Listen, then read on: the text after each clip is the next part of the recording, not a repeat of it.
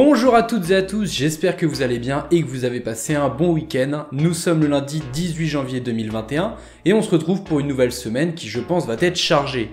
En tout cas, le numéro d'aujourd'hui a beaucoup de news. On va pas perdre de temps, on va tout de suite démarrer. Générique.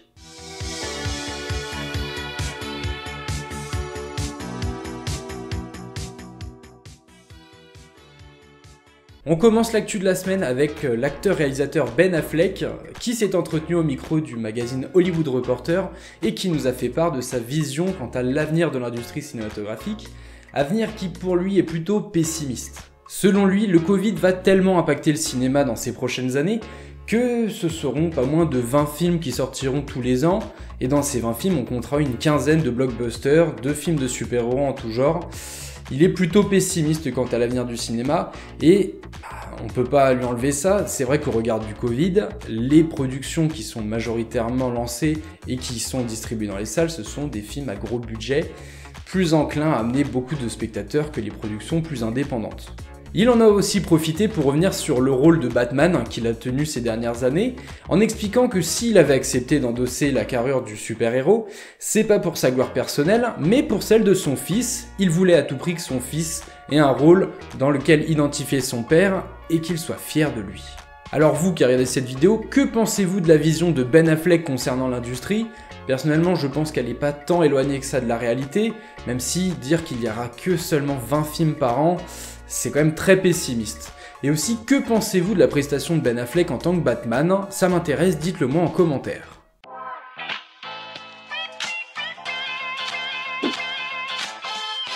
On continue l'actu avec Netflix qui continue de s'importer dans tous les pays et qui est notamment présent sur le territoire français puisque nous venons d'apprendre qu'il va devenir le mécène de la Cinémathèque française. Le groupe américain a notamment la volonté de financer le projet de restauration du film de 1917 Napoléon d'Abel Gance. Si vous ne connaissez pas ce film de 1927, aucun souci, je ne le connaissais même pas avant de faire cette vidéo. C'est un film d'une durée d'environ 7 heures, en tout cas c'est la durée que fera le film après qu'il sera restauré en fin d'année.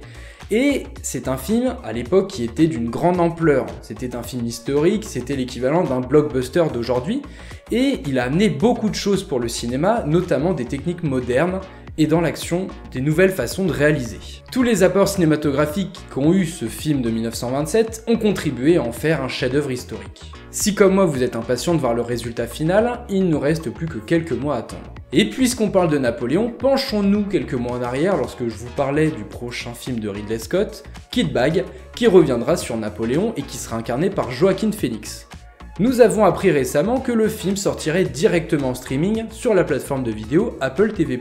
Il nous faudra patienter donc 2022 pour découvrir ce Napoléon 2.0 et en se disant qu'il sortira directement en streaming, ça vous fait pas penser à ce que disait plutôt Ben Affleck ?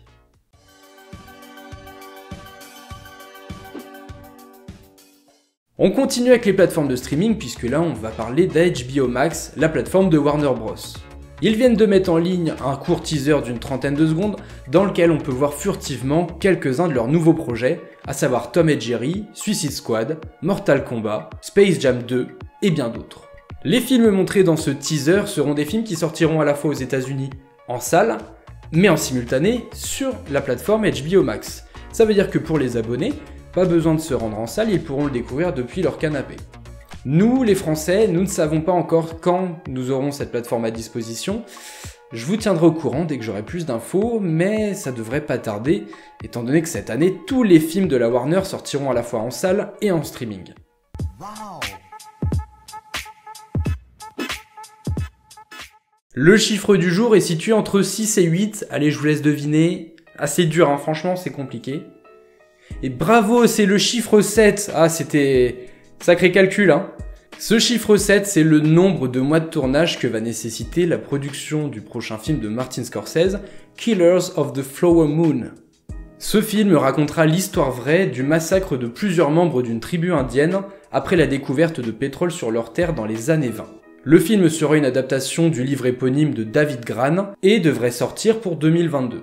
Le tournage, comme je le disais, durera 7 mois et devrait démarrer de février jusqu'à septembre. Au niveau du casting, comme d'habitude avec Martin Scorsese, ce sera du lourd puisqu'on pourra compter la présence de Leonardo DiCaprio et de Robert De Niro. Armons-nous d'impatience puisque nous devrions découvrir le film l'année prochaine, si tout va bien.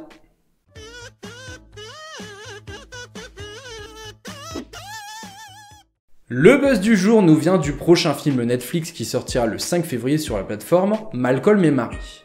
Je vous en parlais la semaine dernière, le film abordera l'histoire d'un couple avec ses hauts mais aussi ses bas. La polémique qui enfle sur les réseaux sociaux ne concerne pas le film en lui-même, mais plutôt ses deux acteurs principaux, John David Washington et Zendaya. John David Washington est âgé de 36 ans et Zendaya 24 ans, et c'est cette différence d'âge qui pose problème sur les réseaux sociaux. Le fils de Denzel Washington s'est exprimé à ce sujet, expliquant que l'actrice a plus d'expérience dans ce milieu que lui-même, et qu'il la considère comme une femme, mais avant tout aussi comme une actrice extraordinaire, de qui il a tout à apprendre. Des propos qui tentent d'apaiser la polémique, sachant que pour les haters, il ne vous reste qu'environ 2 semaines à patienter avant de pouvoir voir le film sur la plateforme.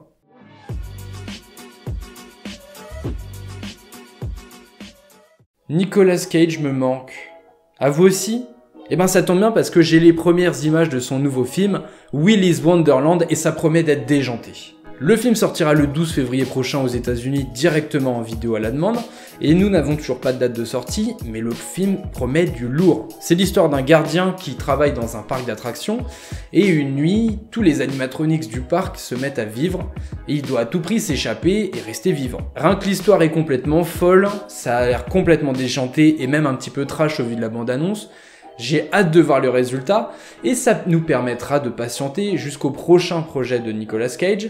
Si vous en avez peut-être pas entendu parler, ça racontera l'histoire de Nicolas Cage lui-même, qui joue son propre rôle et qui a pour rêve de jouer dans le prochain Tarantino, mais avant ça, il est embauché par la CIA, il sera au cœur d'une enquête, ça promet aussi quelque chose de complètement barré, et je me dis que c'est peut-être ce qu'on a en droit d'attendre de l'acteur désormais, puisque de ces dernières années, il a quand même enchaîné les nanars.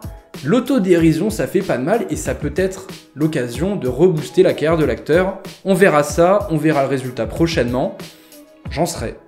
Avant de passer à la dernière rubrique de cette émission, ce soir vous allez être tranquillement installé sur votre canapé et vous vous demandez ce qui passe à la télé. J'ai la réponse pour vous.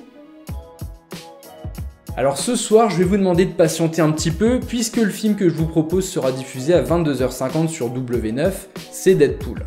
Calmez-vous, je sais que c'est un peu tard, mais au vu des films qui passaient en prime time, il n'y avait rien de vraiment tentant. Si vous ne connaissez pas Deadpool, c'est l'histoire d'un super-héros, mais pas un super-héros normal puisque là, lui, il est énormément trash, il y a beaucoup de second degré, c'est assez vulgaire et il y a de la violence. C'est un film qui fait du bien, ça change des productions Marvel qu'on a l'habitude de voir qui sont assez quand même stéréotypées et assez lisses. Là ça change, il y a des brisages de quatrième mur, il y a aussi des brisages de gueule. Ça envoie du lourd, c'est sympa, c'est drôle, vous allez passer un moment si vous n'avez pas vu. Sachant que si vous avez aimé celui-là, il y a eu un deuxième opus qui est sorti en 2018, qui lui était à mon sens un petit peu moins qualitatif, mais qui était quand même un bon moment. Donc si vous ne saviez pas quoi regarder ce soir, eh ben je vous ai peut-être aidé. Après, libre à vous de regarder autre chose, ce sont des films que personnellement je ne vous conseille pas tant que ça.